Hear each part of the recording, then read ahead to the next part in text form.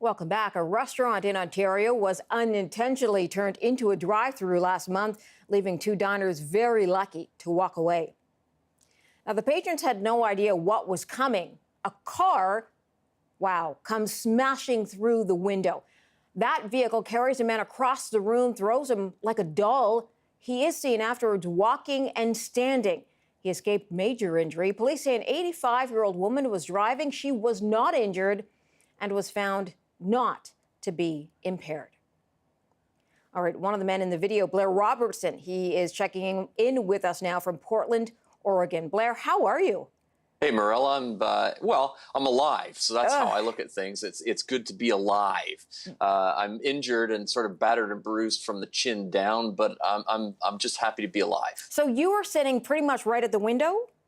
Yeah, and what's cool about it is it's not a spot that I normally sit in. It's a fellow friend of mine, psychic medium, Eddie Dijon, and myself. We're both psychics. We sat down. I don't normally sit with my back. I always sit with my back to the wall, so I sat in an unusual spot. And next thing we know, I just hear this big explosion, and I'm about to bite into my, if you watch the video, I'm about to bite into my Eggs Benedict, and my arms get smashed up by the table. The table starts to fly through the air after I hear this explosion. Next thing I know, I'm looking up at the ceiling. Next thing I feel is I'm being yanked down by my left leg, and I slam right back into the chair that I was originally sitting in. And I look to the left-hand side, and it's like there's a car parked on my left leg. You know, Blair, we're repeating the video here, and as many times as I see it, I gasp, because it's unbelievable how direct a hit you took. And the guy, your friend who was sitting across the table, sort of just stands up like he was untouched by the car. Marilla, it's a miracle. I wrote the book on spirit guides. I wrote the book on the afterlife, literally. I'm a published author, and I believe angels saved us. I have a doctor friend that saw me and saw the video, and he cannot figure out why, first off, I'm not dead, or number two, that I at least haven't broken my neck or I'm paralyzed. He said it's just beyond comprehension what happened to me. And although I am really battered and bruised, I have no breaks. I have no cracks in my entire body.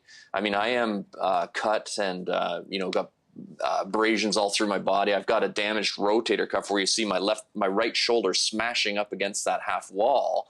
You'll see, you can tell that I must be injured. But literally, I can move my head. I'm fine. I mean, it's tight. It's sore. They tell me it's going to be like that for a while. But it's a miracle that I walked away. I mean, I literally was it shock? Do you think that the shock allowed you to walk away? Well, part of that. There'd be no way there's no way when I get up, you'll see. It's funny. You'll see me get up, and you'll notice I look at my left hand, and I give it a shake because there's a piece of glass sticking out of my ring finger. So I shake it out. And I'm worried about the blood dripping onto the floor, right? Because I'm a Canadian. I'm a nice guy. So I put my finger to my lips, which is probably not sanitary. But I don't realize that I'm bleeding all over underneath my clothes. And so I didn't feel it. But the doctors, even at the emergency room, were saying, like, you should be dead. You should be dead. You should be more injured. You should be more hurt. I was joking and laughing while I was at the emergency room. It was a miracle. I don't know how to say it any other way. It does look quite miraculous. Look, Blair, I've got to leave it there. We're really glad that you did not sustain any serious critical injury, because I got to tell you, watching that video, it really is hard to believe.